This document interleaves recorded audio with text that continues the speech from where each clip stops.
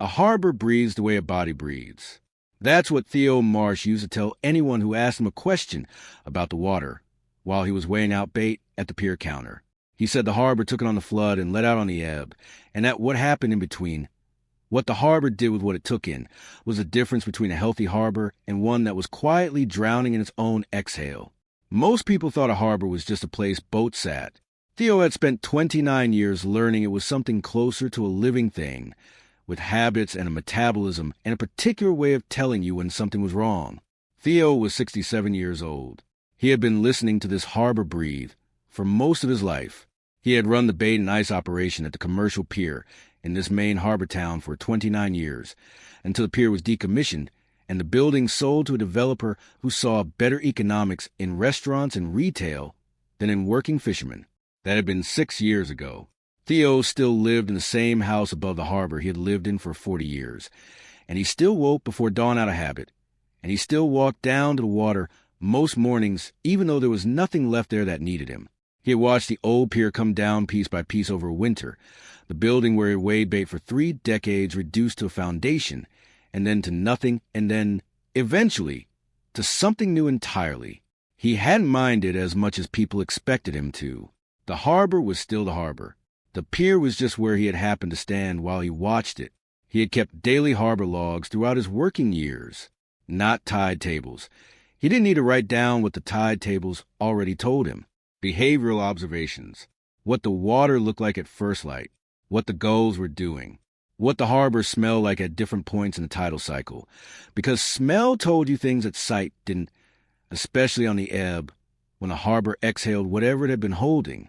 29 years of daily entries in green composition books, stacked now in the back bedroom of his house, more than 300 volumes deep. He had started keeping them because his first employer at the pier, an old bait dealer named Calloway who had run the operation before him, told him, "A man who works the same harbor every day for 30 years and doesn't write any of it down is wasting an education nobody else gets to have." Theo had taken that seriously. He had kept writing even after the pier closed, though differently now. Not the working hours observations of a man whose livelihood depended on the water, but the morning habit of a man who couldn't stop watching something he had spent 3 decades learning to read. The harbor's flushing had always been reliable. Every ebb tide, the water moved out through the main channel opening at the harbor's south end, carried with it whatever the incoming tide had brought in and whatever the harbor's own biological activity had produced across the cycle. Fine organic matter, the byproduct of the small ecosystem that lived in any enclosed coastal water. Theo had learned this rhythm the way you learn a person's breathing when you sleep next to them for years. He knew what the harbor smelled like on a healthy low tide. Clean, sharp, the particular marine scent of exposed mudflat doing exactly what was supposed to do. There was a secondary tidal pathway, too, a narrower channel on the harbor's eastern face that most people never noticed because it didn't carry boat traffic, but that Theo had always understood contributed meaningfully to the harbor's overall flushing. It moved less water than the main channel, but it moved water from a part of the harbor, the inner basin behind the old Breakwater remnant, that the main channel's flow didn't reach efficiently. 2 pathways, 2 ways for the harbor to exhale. The mixed-use waterfront conversion broke ground a year after the pier sold. New construction, restaurants, retail space, an enclosed interior promenade built onto the extended pier structure, and on the harbor's eastern face, a new floating breakwater designed to create calmer water for a recreational marina that would serve the development's boat slips. Theo watched the breakwater installation from his kitchen window. It went over 3 weeks in early spring, a series of connected floating modules anchored across the mouth of the eastern channel. He didn't think much of it at the time. The marina made economic sense. Calmer water was good for small recreational boats. He had no professional stake in the harbor anymore, and he told himself that watching it from a kitchen window for the rest of his life was its own kind of retirement, not a continuation of a job he no longer had. But 3 months after Breakwater went in, on a low-tide morning in early summer, he noticed a smell. It wasn't dramatic. It wasn't the kind of thing most people would have noticed at all. But Theo had been smelling this harbor at low tide for 35 years, and the smell that morning was different, heavier, more organic, less of the clean marine sharpness he associated with a flushing harbor, more something that suggested the water wasn't moving the way it used to. He stood at the window with his coffee going cold and tried to talk himself out of it. A smell was not data. A smell was the kind of thing a retired man might invent for himself out of boredom, a way of staying connected to a job that no longer needed him. He stood at the kitchen window for a long time before he went and found one of his old composition books. Empty, never used, bought years ago out of habit, and then never needed once the pier closed. He opened it to the first page and wrote the date. He felt slightly foolish doing it. He had no professional reason to keep observing a harbor that no longer employed him. But Calloway's voice was in his head. A man who watches something for 30 years and doesn't write it down is wasting an education, and the habit was stronger than the question of whether anyone needed the data. He wrote, "Low tide smelled different this morning. Heavier, more organic, like the ebb isn't finishing the job." He went back the next low tide and smelled it again. The same. He went into the back bedroom and pulled his working year logs, the ones from his last several years running the pier, before the decommissioning. He compared what he was smelling now to what he had described in those years. The language was different, but the comparison was unmistakable. He was describing a harbor that wasn't flushing the way it used to. He thought about the Breakwater, the eastern channel, the secondary pathway, the one that flushed the inner basin behind the old Breakwater remnant, was exactly where the new floating Breakwater had gone in. He hadn't connected it before. He connected it now. He didn't know enough about hydrodynamics to be certain. He knew bait and ice and the smell of a harbor at every stage of the tide. He didn't know whether a floating breakwater across a secondary channel could meaningfully reduce a harbor's total flushing efficiency, or whether the smell change was something else entirely, a warm summer, a change in the local fish population, something he was imagining because he missed having a reason to watch the water as closely as he used to. He had been wrong before, in his working years, about what a particular smell or behavior meant. He remembered one September when he'd been certain a sulfur smell on the ebb meant something was dying in the inner basin, and it had turned out to be nothing more than an unusually warm week breaking down a heavier-than-normal algae bloom that cleared on its own within a fortnight. He had learned slowly that the harbor told you a great many things, and that distinguishing the meaningful signals from the routine static took years, and that even after years you could still get it wrong. He kept writing anyway. By August, the smell pattern was consistent enough that Theo stopped doubting what he was perceiving and started doubting only what it meant. He had logged the low tide smell change on 11 of the past 14 low tides. He had also noticed, and this was the part that made him most uncertain about his own judgment, that the surface of the water near the eastern channel didn't agitate the way it used to on a strong ebb. He remembered, from 30 years of watching, that a healthy ebb at the harbor's south end produced a visible surface texture as the water accelerated through the main channel. He had never paid much attention to whether the eastern channel did the same thing, because it had never seemed important before. It seemed important now, and he couldn't be certain he was remembering it accurately, because he had never specifically logged eastern channel surface behavior in his working years. He was comparing a new careful observation to an old casual impression, and his own honesty made him uneasy about how much weight to put on the comparison. He brought his observations to the Port Authority's post-development review meeting in September, a routine public session, 6 months after the waterfront conversion had opened, with maybe a dozen people in attendance. He described the smell change. He described what he remembered, with appropriate uncertainty, about the eastern channel surface behavior. He showed 3 months of his retirement year log entries, comparing them as best he could to his working year descriptions of the same low tides in previous years. The Port Authority's marine engineer, a careful man named Dunmore, listened respectfully. He said that minor changes in harbor circulation were expected with any new infrastructure project, and that the authority's water quality monitoring, conducted monthly at 3 stations across the harbor, showed all parameters within acceptable limits. Theo asked where the monitoring stations were positioned. Dunmore said, surface and mid-column, at the standard depth specified in the monitoring protocol. Theo asked about the bottom. Dunmore said the protocol didn't require bottom sampling unless surface and mid-column data indicated a need for it. Theo thanked him. He went home. He kept writing. The first season passed without anything that anyone but Theo would have called a problem. In the second summer after Breakwater went in, a marine vendor running a live shellfish display tank in the new pier promenade, a young man named Garrett who had leased a small retail space for a seafood market. Mentioned to Theo, who still came down most mornings out of habit, and had become a familiar fixture at the new development despite having no professional connection to it, that his tank's recirculating system was struggling. The dissolved oxygen levels in the harbor water he drew for his tanks were running lower than the filtration system specifications required. He had installed a supplemental aerator.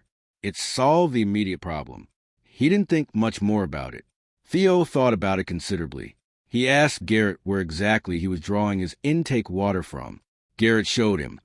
A pipe extending from the promenade's foundation down into the harbor, drawing from roughly 4 feet below the surface, near the eastern face, close to where the floating breakwater sat. Theo wrote it down. He did not yet know what it meant in any technical sense, but it was a second observation, independent of his own smell-based perception, pointing in the same direction.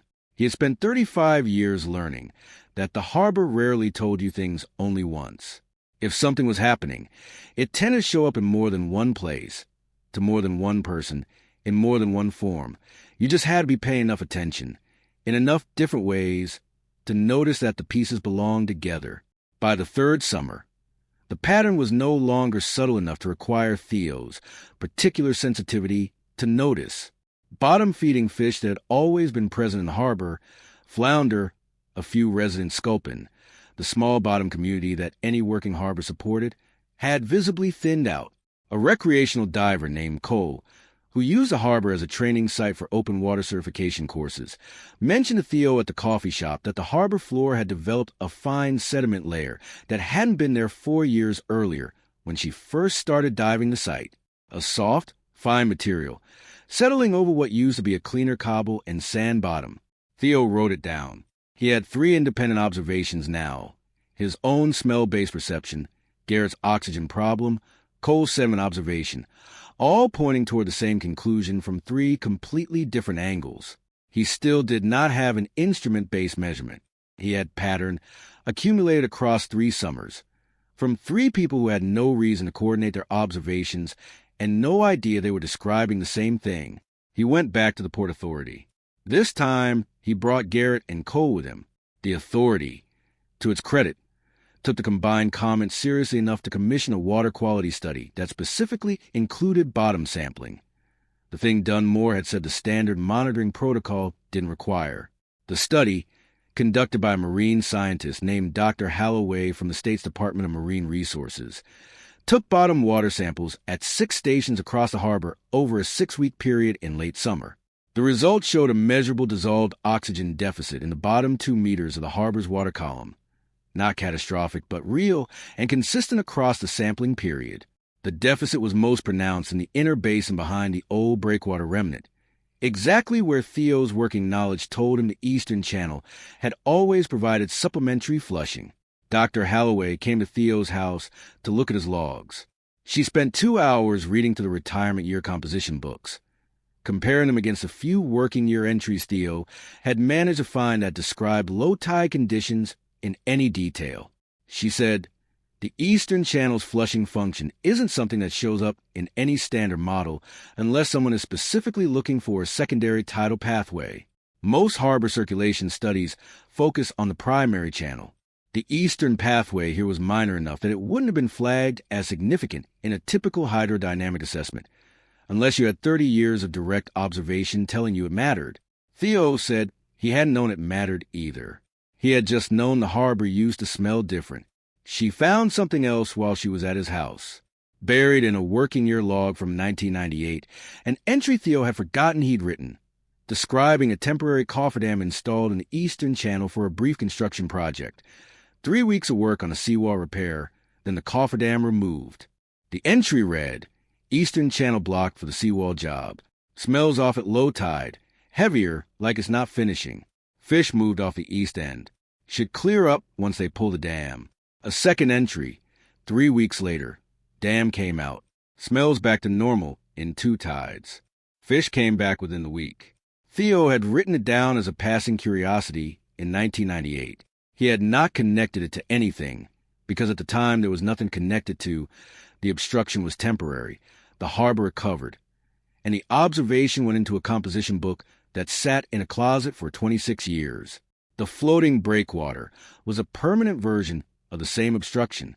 Dr. Halloway's formal report to the Department of Marine Resources documented the dissolved oxygen deficit, the correlation with the breakwater's interruption of the Eastern Channel's flushing contribution, and, in an appendix, she insisted on including over some pushback from the Port Authority's legal counsel. The 1998 cofferdam entry is direct historical evidence that the same obstruction and recovery pattern had occurred before on a temporary basis, with measurable and reversible effects. The Port Authority commissioned a modification to the breakwater design. The solution that emerged after consultation with marine engineers was a series of submerged flow-through gaps built into breakwater's base, channels that would allow tidal exchange to continue beneath the floating structure while still providing the calm surface water the marina needed above it. It took a full year to design, permit, and install. In the first season after the modification, the bottom oxygen deficit showed measurable improvement, not complete recovery. Dr. Halloway said full recovery would likely take another full season or two, as the interbasin sediment chemistry, which had been quietly shifting for 3 years, found its way back toward its previous balance. Theo kept writing. The low tide smell, by the second season after the modification, was close enough to what he remembered from his working years that he stopped noting the difference as a daily concern. He read Dr. Halloway's published report on a winter evening at his kitchen table, the same table where he had eaten breakfast every morning for 40 years before walking down to a harbor that, for 29 of those years, had been his livelihood. The report's acknowledgment section thanked him by name. It described his retirement year composition books, alongside the surviving working year volumes, as constituting the only continuous behavioral record of harbor circulation conditions available for the study period, a kind of data, the report noted, that no standard monitoring protocol was designed to capture, because no standard monitoring protocol assumed that someone would simply keep watching, every day, for decades, out of nothing more than the habit of paying attention. Theo thought about Calloway, dead 18 years now, who had told him that a man who works a harbor for 30 years and doesn't write any of it down is wasting an education nobody else gets to have. He had not thought, when he started keeping those logs as a young man learning the bait business, that the education would still be useful 6 years after the job that taught it to him had ended. He had thought he was keeping a working record. He had not understood, until very recently, that he had actually been keeping something closer to a friendship, 35 years of paying attention to one particular body of water, in enough detail that when it started struggling to breathe, he was the only one who could tell. He thought about Garrett's tank and Cole's training dives and the way the three of them had stumbled onto the same answer from 3 completely different directions, none of them experts in anything except paying attention to their own small corner of the harbor. That was its own kind of evidence, he thought, not the kind you could put in a peer-reviewed table, but the kind that told you something was real before anyone had the instruments to prove it. He got up from the table. He walked to the back bedroom and pulled the current composition book from the shelf, the one he had started the week he first noticed the smell. He opened it to a fresh page. He wrote the date. He wrote the tide stage. He walked to the kitchen window and looked down at the harbor in the dark, the lights of the new development reflecting off water that was, this winter, mostly behaving the way it always had. He wrote, low tide tonight. Smell clean. Eastern Channel moving again. Harbors breathing. He closed the book. He set it on the windowsill, where he could reach it again in the morning.